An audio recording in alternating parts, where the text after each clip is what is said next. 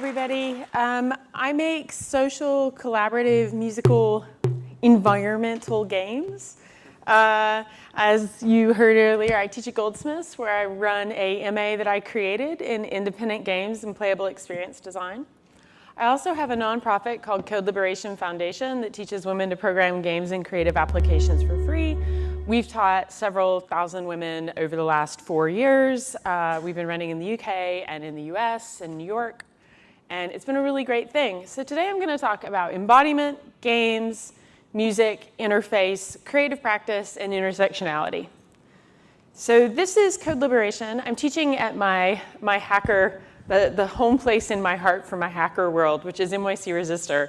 NYC Resistor is a hackerspace in New York, and a lot of really amazing things come out of there. And this is a workshop where I'm teaching women to make synthesizers using tiny little chips and wires and stuff, and it was good times. We also have done amazing things like game jams. We work with Black Girls Code to do game events. And this is what our VNA event most recently looked like. All these women made games and exhibited them during Design Week at the VNA here in London. Our website is currently down, but that's because we're transferring the domain. So if you're interested in signing up, just tweet at us, and the website will be back up in like 48 hours as soon as Google propagates everything through. So now I'm going to talk about my research in embodiment and play and hope that that kind of makes sense to folks. And I'm open to take a lot of questions about this at the end of the talk. So this whole journey began when I started programming, which was when I was very, very, very young. The very first thing I ever programmed was blackjack, which I got from a game developer magazine my father had subscribed me to that I had at 8 years old. And I was really into making gambling and betting games to try and win against my dad. It was a really good time. So I was really into programming, and computers looked like this as I grew up, and they were really not very well-designed or ergonomic. This is the VT100, and this is the computer that I did all my original terminal work in Unix on in university. We had some Sun systems, but they were kind of in a lab and harder to access, and you could just telnet and yeah, et cetera. But they were terrible. And I ended up working in Silicon Valley and kind of taking the traditional developer arc where you burn out, right? And I ended up with a really bad case of carpal tunnel and RSI and tennis elbow and fatigue, and just the list goes on and on. Basically, don't work 60 hours a week and sleep under your desk for a really long period of time. It's really unhealthy. Twizzlers are not a food group, even though I'd like to think they are. So what this led me to having to do is really reassess myself, because for the first time in my life, I couldn't program. I couldn't sit around and nerd out with people. I actually had to interact with my body, which was in such bad shape. My friend Brian called me Pudge Girl, because I had no muscle tone at all, and it was just very soft and out of shape.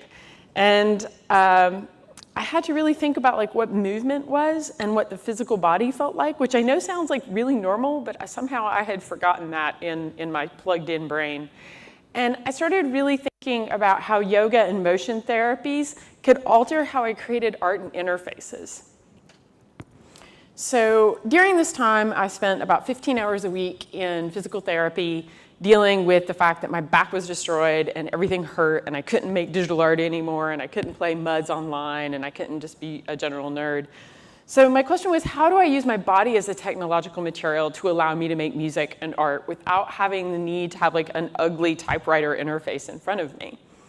So I have come to kind of realize, and this has led me down this very deep practice in my life, about the body being the most interesting intersection for interactions. And every now and again, if I go and see a talk I really like and they show you a book, I take a photo. This is one of the best books on embodiment I have ever read.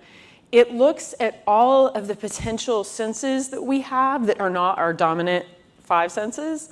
It looks at things like pain, it looks at anxiety, it looks at balance, it looks at hunger, it looks at fatigue, and how all of these sensory experiences we have could potentially be augmented or thought about with technology. And I have tabbed this book so much that it looks like a sticky pad blew up inside of it.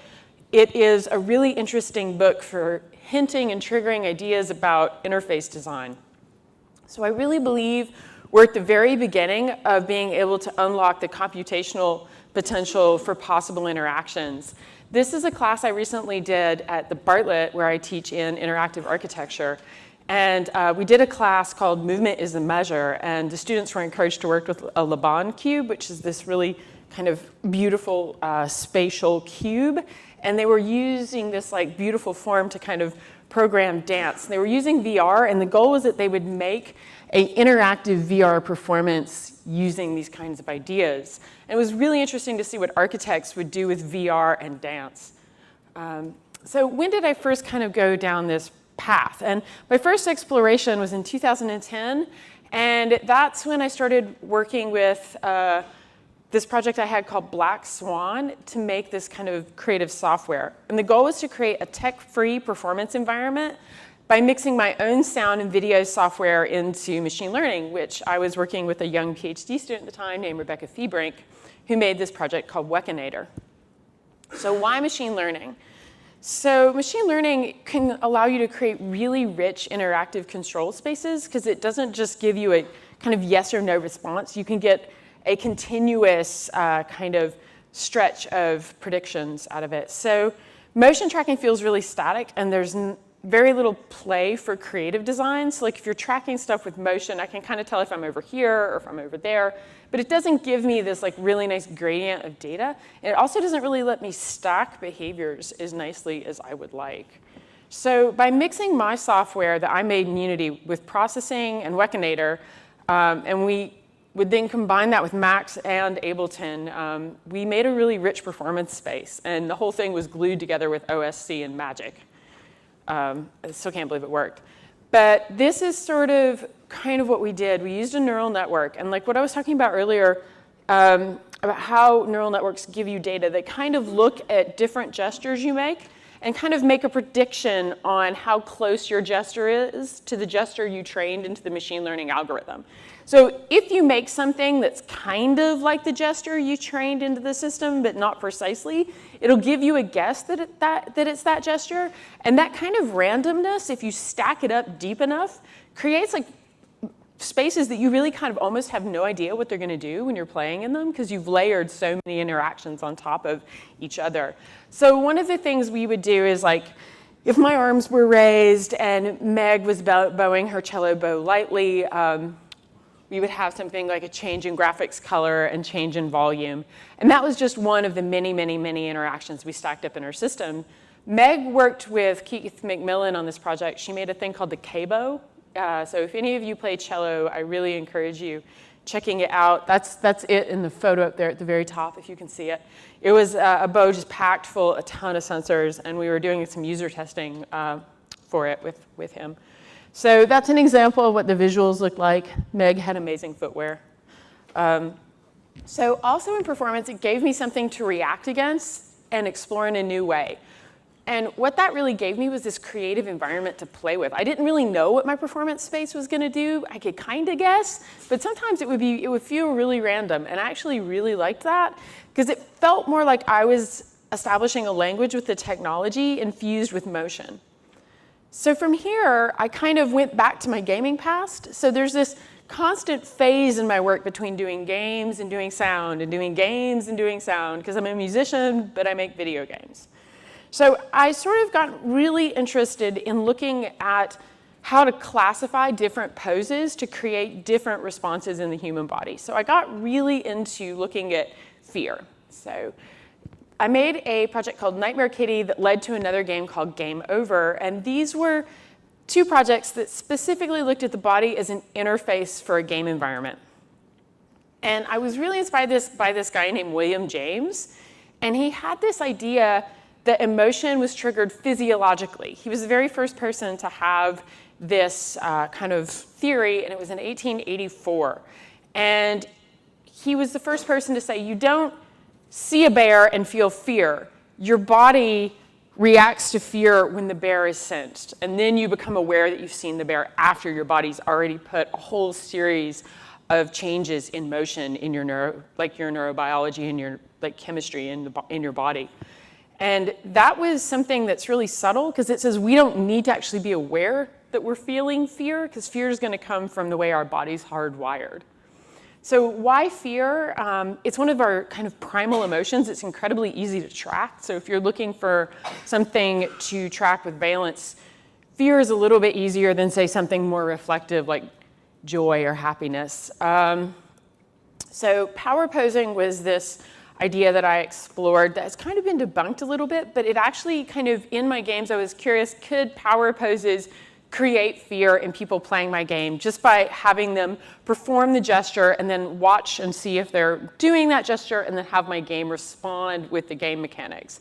So this is the paper if anyone's interested. It's called A Brief Nonverbal Displays Affect Neuroendocrine Levels and Risk Tolerance.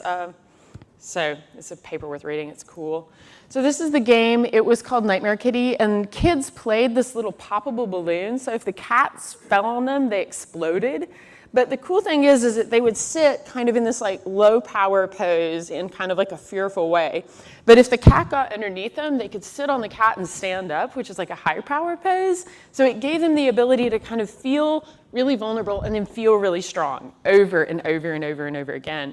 And I thought that was a really powerful thing for kids, because I was like, when you're tiny, you're terrified all the time, right? Being small is actually a pretty scary experience because the world's a lot bigger than you. So having a safe space to encounter that experience and then feel something positive and feel a sense of control and agency out of that, I thought was really meaningful. So this is one of the young ladies that played my game. There was a queue to play it. It won a bunch of awards at Maker Faire that year. And this kid over on the right there, he was like my star player. He came back like 5 times. So from here, I was like, okay, I'm going to actually try and get some data. So I did some user studies, and I asked people to draw the experience. And it was really positive. These are definitely not experiences of fear. I inadvertently created joy. So sometimes that happens. So what I thought to myself is that power poses on their own were not enough to create a realistic experience of fear in a gaming context without additional measures. So I decided to kind of go for something that was, I decided to dial the fear up, basically. So in design research on negative affect, there are a couple things we know will scare people. So if you're looking to build a haunted house, these are your friends. Feeling hunted, grating, sudden noises scare us viscerally. We have no control over it. Large, dark, open spaces scare people, lack of control, misshapen versions of your body. So just seeing your body look different than you expect it to look. Also, I got rid of the characters and just went for really, really abstract forms to allow people to project themselves into the characters a bit more deeply. And I used the whole body versus just using head tracking. So I put the argument in the interaction design itself. So the final game looked like this. I made it with a Connect. I used Ecological. I don't know if you can see the red on the background there. And then they had 4 attempts before they died. And there were these objects falling from the sky, and I gave a second player an iPhone, and they were allowed to either help or hunt the original player. So they could help guide the objects to where the player was, or they could help defend their friend. So that set up this really interesting dynamic, because 9 times out of 10, people would start hunting their friends. Which says something about us, right? So this was my second user test with the same question. I think you can tell that people were a lot more aggressive and were a bit more freaked out by it. The lines go from being like, it's a universal journey to so I got that worked out. So it was interesting to see that power poses alone weren't enough, that I had to add secondary design kind of on top of it in the form of sound, in the form of color, in the form of lighting, and all that was important. So now I moved back into doing something that's completely sonic in nature. So I took what I learned from that project and started building what has become a 7-year obsession in social group play. The first project I built like this was called Night Games. So the history of night games goes a little bit like this. It started as a joke. I really, got into this idea of how can we have fun in non-virtual spaces, and what if people didn't know they were playing in a game, and what happens if the game is completely off-screen? So during this time, there was an emergence in games of this phenomenon called the local multiplayer kind of games, if you guys have played any of these. They really took a kind of revival, and thanks to things like Wild Rumpus here in London and Baby Castles, people started like really getting into playing games in a local space together that were multiplayer and digital. So that gave me the opportunity to really kind of create something novel that would be a tie between something you would find in a nightclub environment and something you would find in a games event. So I really wanted to build this like really magical place. So I designed a bunch of weird characters with my friend Colin. We had this idea of all this magic we infused into the world. We used quadraphonic sound. That's the first sketch for the speaker cabinets you'll see here in a minute. And we worked with a costume designer to make Colin an actual monster, which was pretty great. We used the PlayStation Move as our controller, and we embedded different sounds on each PlayStation Move. We had 7, and we hid different gestures in the sound. So like if you picked up the snare drum, if you just picked it up, you got a, like a snare drum hit. But if you turned it, you got a snare drum roll, and the speed of the roll was the speed of your turn. And there were a bunch of examples of these kinds of sounds. I show the speaker cabinets because I'm particularly proud of them. So we placed them in a square around the space, and then the PlayStation Moves allow you to track. So we tried to track players based on like where they were at to move the sound as they moved around the space. This is this ridiculous outfit again, which made me very happy. Kids were very excited. At one point, my friend Colin took the outfit off and had it backstage, and the little kids snuck up and saw it, and they made up a whole story that the monster was asleep, and they were like afraid, and it was adorable. So that made me very happy. This is an example of me just unleashing it without the costumes in the world, and I got incredibly lucky because a drum corps rolled up. And my blessing to you is may all of you have a drum corps roll up on your sound installation. They played it beautifully. From there, I decided to make a kind of capture the flag version of it. So I made pyramids, and each one of those pyramids had a different color. And then there was like this temple in the background that would change color based on the active most captured triangles. And then I gave people like fun little PlayStation moves, and they had to run around, and if their PlayStation move was the color of the triangle, they could capture it. So this made me start thinking about games as an ecology versus games as an economy. How could we build these gameful worlds? Does anyone know this game? This is a game called Proteus. It's a sound game. So if you've never played it, I really encourage you to play it. You run around an island. There are no goals at all. There's nothing to do except for experience the soundscape of this beautiful world. And the sound was made by this amazing sound designer called David Kanega, who, if you're interested in where sound meets games, meets experimental art, David Kanega is your go-to man. He makes the most beautiful experiences. His new game this year won the best game of the year at the indie festival called Indiecade in LA that just happened. And just go play all his games. Panoramical is his one that came out after this. It's just a beautiful soundscape. So games like this are allowing a possibility space where the rules are created by the play in response to the world. And I'm calling this kind of investigation or line of inquiry I'm driving down an ecological approach to playful perception. And I've set some rules out for myself for what that could mean. And my goals are to create an empowered, agency-driven environment. And that's an environment where people really feel a sense of agency. They feel the world reacts to them. They feel a kind of sense of ownership and control. And the other one is to allow players to evolve rules as the play experience unfolds. And this is one of my favorite things about night games, and I've seen people do it with Bot Party. They come up with their own rules for how to play it, because we do that when we play games. Like, if the rules aren't laid out for us, we will begin to create them and play with them. So I'm very into kind of facilitating that. And this is something that I'm really interested in exploring, and I've not done yet, but I'm learning TensorFlow in hopes I can do it by classifying different game rules. And I want to make the world have no predetermined response. So I want to watch people play and then have the world evolve responses based on how they're playing. And I think that could be really interesting.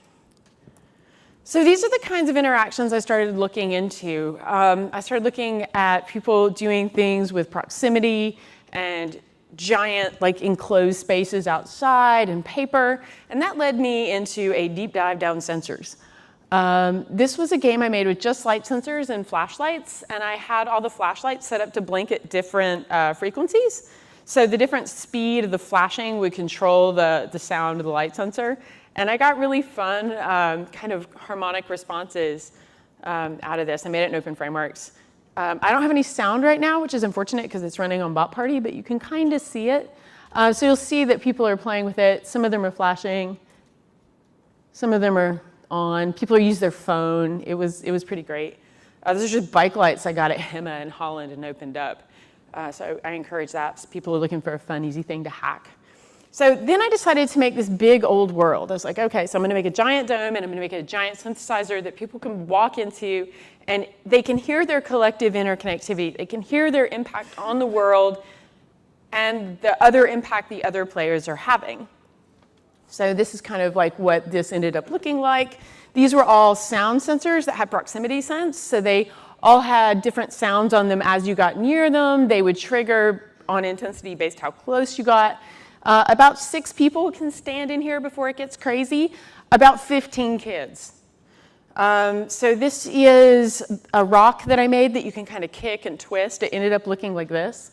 I love showing process shots. This is Adele Lynn. She's my co-creator on this project. This lovely volunteer helped us paint all these trees. And yeah, this is what it looked like in the end. They put it outside, which if anyone here is interested in the baroconductive paint, make sure you're indoors. I'm just gonna say that now. Because the wood or the surface will absorb the water throughout the day, and you'll have your sensors eventually fail out at some point during the day, which is always depressing. But this is what it looked like when it worked. Eventually hacked to make the sensors shorter and just taped the board on the tree and ran tape directly to the pads to get some interaction out of it. This is what it would look like when people were playing it. So from here, I thought, okay, I'm gonna go back and think about music. So just for the fun of it, I built a step sequencer and a synthesizer, and they're both modular and they're using control voltage. This is the famous Baby 10. Has anybody seen this project before? It's just an Atari punk rock synth on top with a Baby 10 on the bottom sending control voltage through the mouth to the shoulder.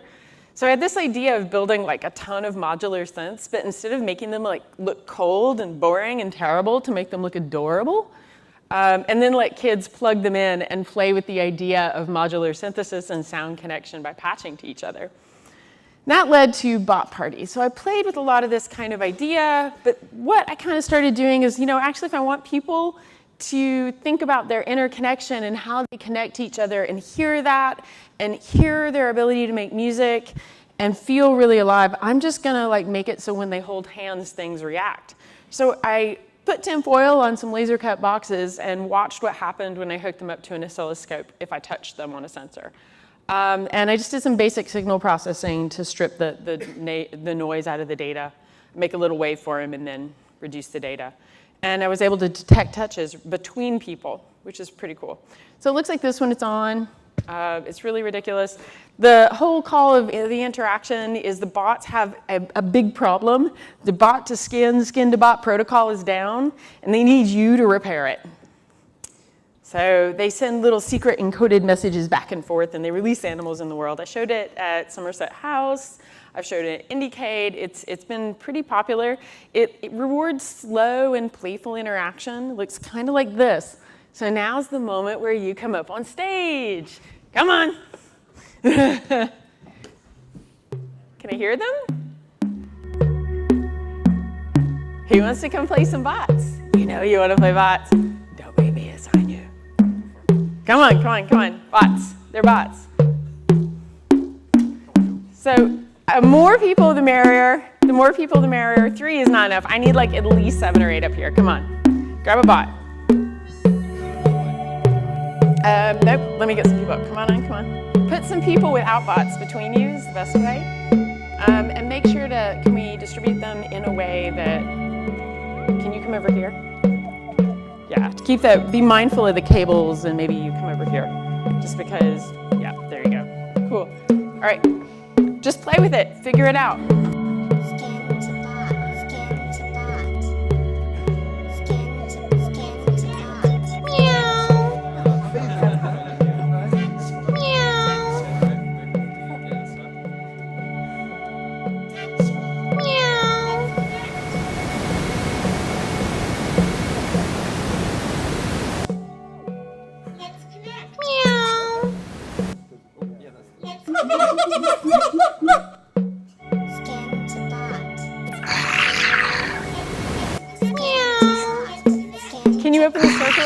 people can see outside you. And can you guys turn the volume up a bit so they can hear it up here?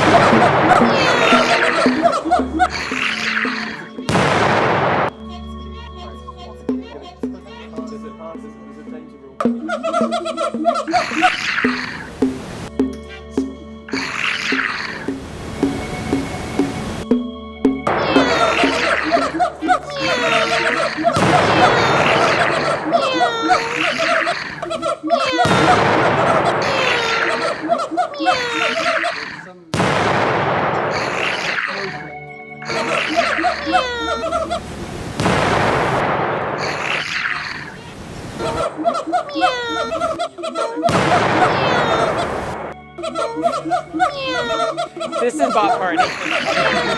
So if you guys want to turn the boxes, they all make sounds on their own, so you can turn them and get rhythms going. So I've seen people get like whole soundscapes and then play each other rhythmically, which we'll see if you guys manage.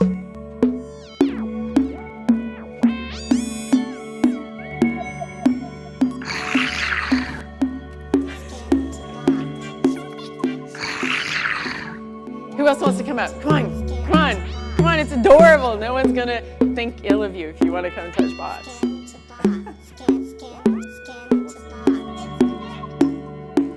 Yeah, come on out, grab one. Or bot.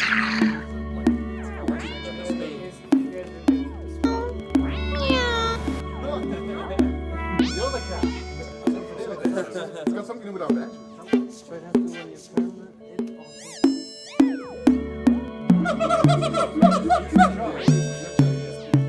I think he's the drum. The pink one, I think, is the drum. Yep. And then one of you is the pad, and the other one is the kind of cool synthy sound.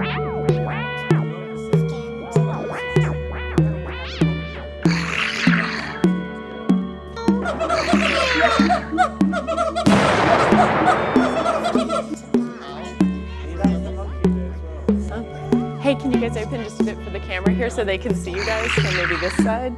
Yeah.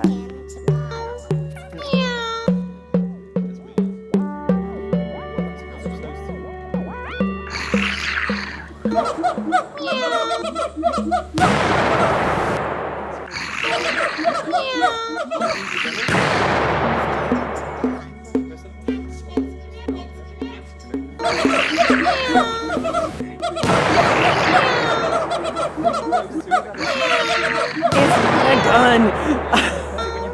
It's thunder. It's thunder. It's thunder. Hold it and it'll rain. So hold when you get there. Listen. It'll rain.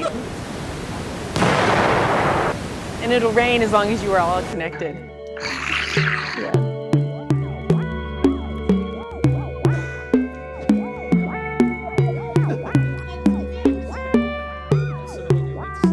All right, whenever you want to stop, go ahead. So that's Bot Party. Thanks.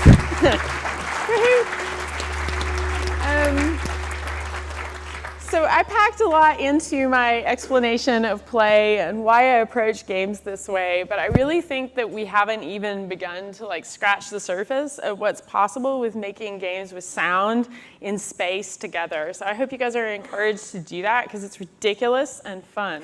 So this is me on Twitter, and now I'm going to open it up to questions.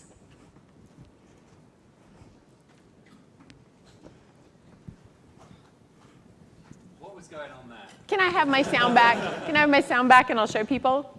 My bots, can they make noise again? Thank you. What's going on? Where? Ask a more specific question. The synth one is this one. What happens when you connect two of them together with skin?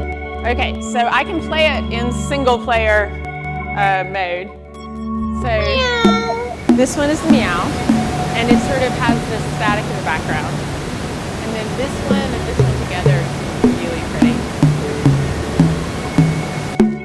So if you don't touch the sensor, you can actually break the connection and play with them without the... This is the really pretty synthy sounding one. Right? And then this is the... So this one's the drum actually. So then that one. So now if I come over here and I get this one, I get a tiger. Yeah. The monkey's here. I know, it's really ridiculous. And the static is whenever two connections happen. And I really wanted a really clear excitement sound. I might do something because y'all thought it was a gun. That made me a little sad. But, oh, it's hard for me to do it. Here we go. That should do it. I think I've got a bad connection. But yeah, then I can break it, right? Yeah, that's when you get the bang. So I'll just maybe try and cheat and do it this way. Yeah, does that make sense? Yeah, so you can stack. I've been calling people up on stage to do it. I've had up to 17 people between the bots.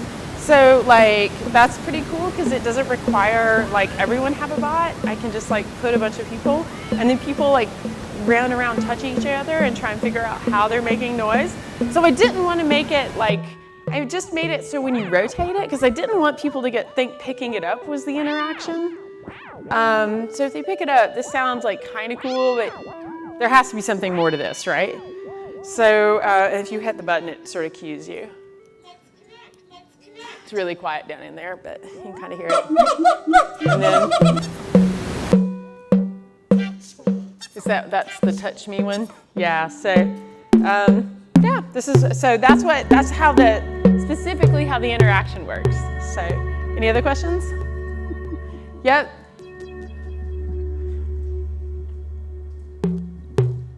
So when dealing with interactive installations and things like this, I have found that if you don't abstract enough, if you have a very direct cause and effect, it's not really exciting. And then on the other end, if you have such a very abstract cause and effect, people are kind of like, I don't know if I'm actually doing anything.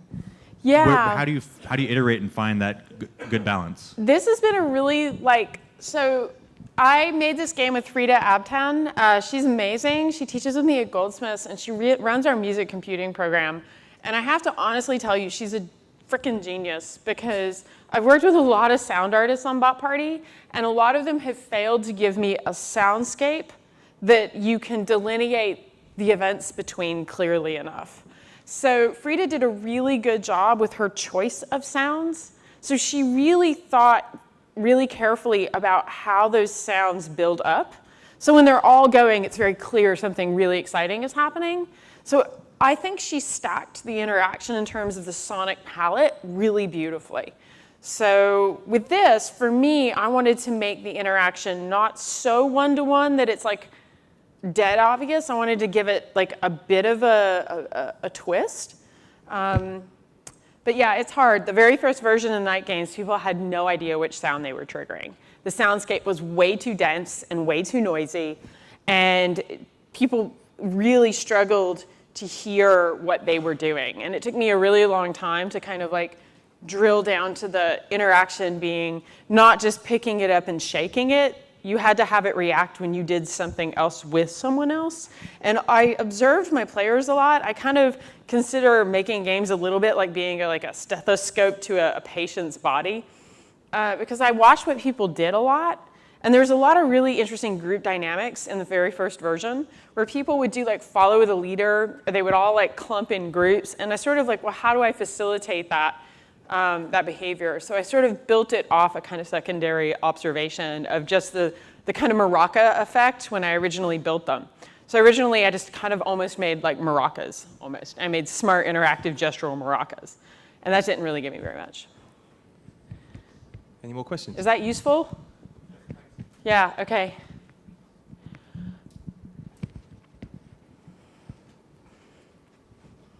Hi, all this stuff looks fantastic. Thank you very much for bringing it.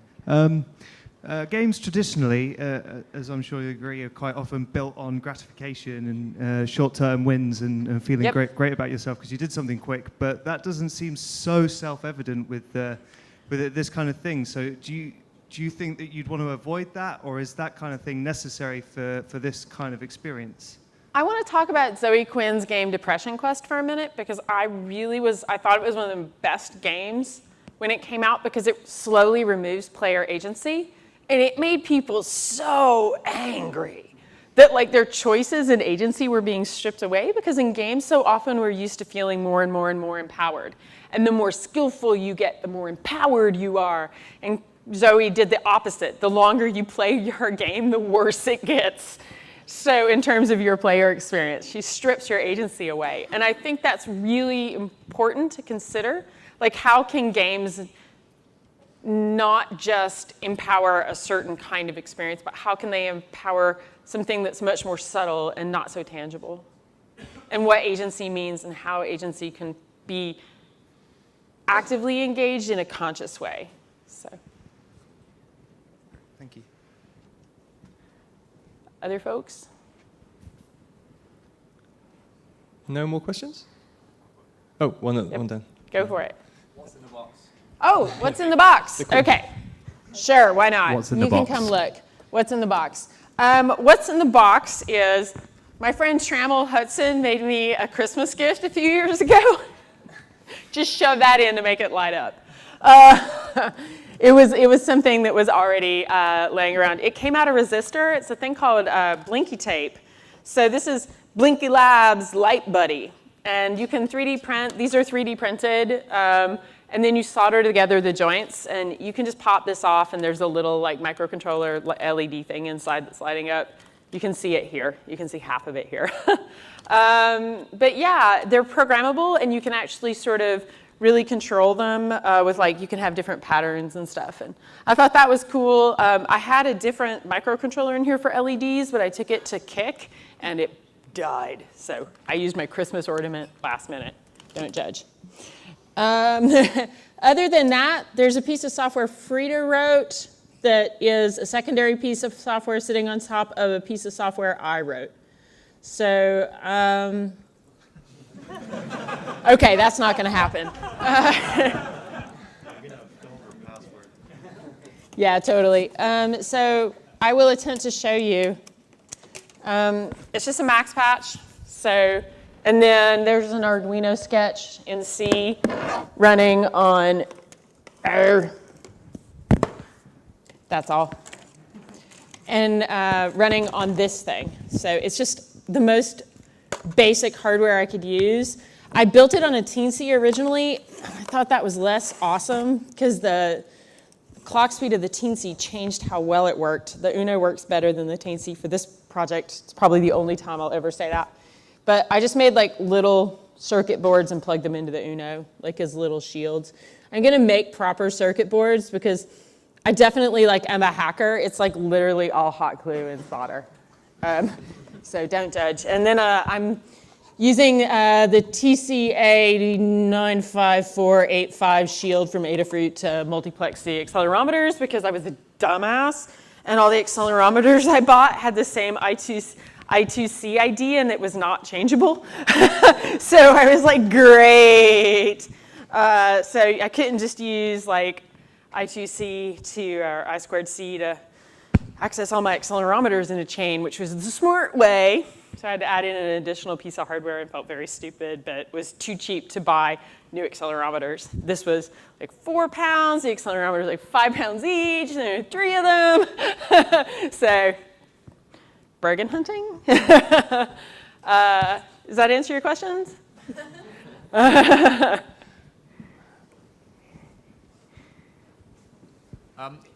Thank you. I was just wondering, what are your plans for the future?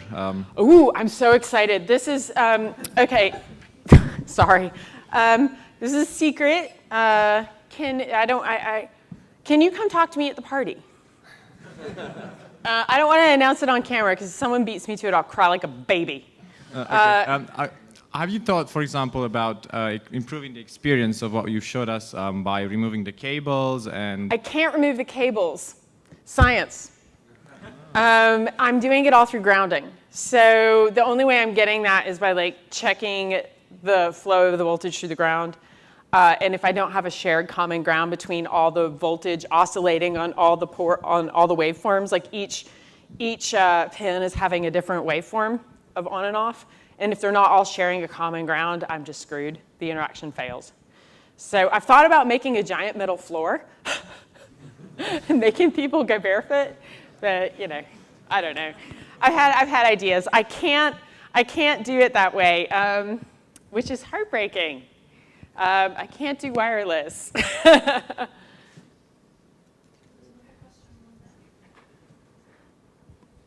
You've obviously worked a lot with accelerometers and photosensors. Are there any other sensors that you'd be interested to work with, and have you got any ideas what those could do? Yeah. So I'm going to say some stuff I say to my PComp students right now. So think of the world as data, and think of it as data you can capture, right? So all of this could be quantified in terms of data. So light sensors are your friend, pressure sensors with Velostat, smart fabrics, temperature sensors, humidity sensors, all kinds. Like it's kind of obscene. And the sensor technology that is just coming out right now is just really sick. I made a keyboard that I painted onto someone's arm. I actually took the stickers and then I painted on the stickers to give enough of a shield from the paint to the skin. And then I wired my friend up and let her run around a hacker conference. That was very fun. She put a little like amp here and ran around playing her arm all day. There's no end to the kind of sensors you can stick on yourself now. So accelerometers are pieces. Who here's worked with an accelerometer and had a bad day? Raise your hand. Yeah, you too, huh? They're complicated little critters. Rebecca's working on her new postdoc is going to bring some smart accelerometer technology to Wackonator, thank God. Other questions? More over there? Yeah, thanks. Very interesting ideas. The talk was also named embodiment. So, do you think that that all those boxes are connected actually changes the way people play it? That they feel more connected? Like if you would do this now as a phone app, and everybody uses his own phone because it's a sensor already. Absolutely. So you could do that, but one thing is you painted faces on it, which does something to how you interact with them. So do you think that plays a role? For me, it's all about the body that people make that is the secondary body. So it's about the body that they all made when they formed that circle and that play space as a body. So that's what I'm really interested in looking at. Does that make sense? Yeah, exactly. So yeah, you could do that with a phone, but I would lose that linking of physical ability unless somebody has a piece of witch technology they're not telling you about. If so, please find the Disney researcher up on that business and hold them down for me. You all know it's going to be somebody at a Disney. This is working off the touche or the touch paper from Disney research. I don't know how to say it. Touch with a at the end.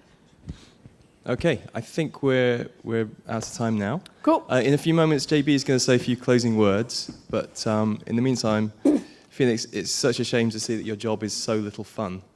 It just sucks. I have the worst job in the world, let me tell you. I work next to Rebecca and Mick. We have the worst time at Goldsmiths. It sounds I like don't. hell. It's just I can't even tell you, like, making all this creative technology. What a downer. We all feel sorry for you, but let's hear it once again. Thanks very much, Phoenix Perry.